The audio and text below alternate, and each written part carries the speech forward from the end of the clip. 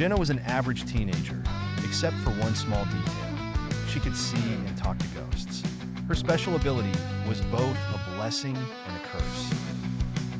On one hand, she got first-hand accounts of history.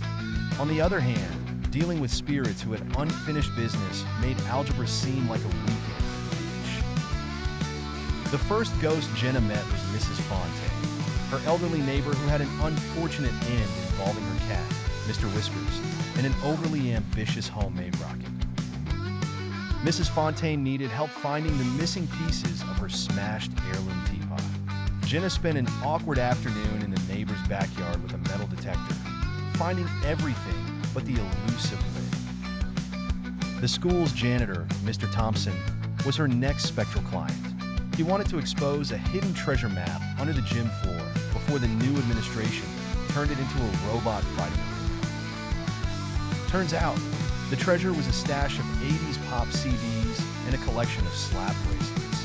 Jenna wondered if the robots would find these relics entertaining.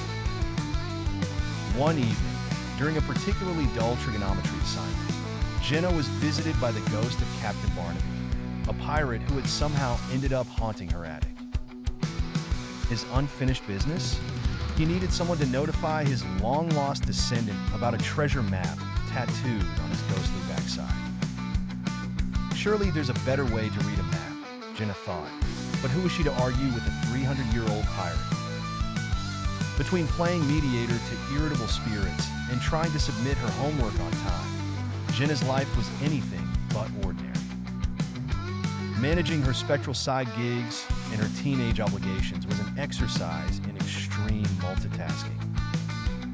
Some days she wondered if the ghosts were hazing her, especially when one of them requested she deliver an apology to his ex-wife, who lived in Timbuktu.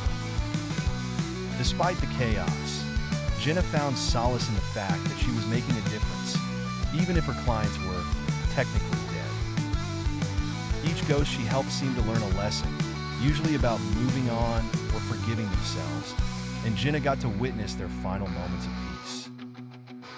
As she walked through the crowded halls of her school, still pondering the best way to communicate an 18th century apology to a modern-day woman on a different continent, Jenna smiled. Normal teenagers had no idea how easy they had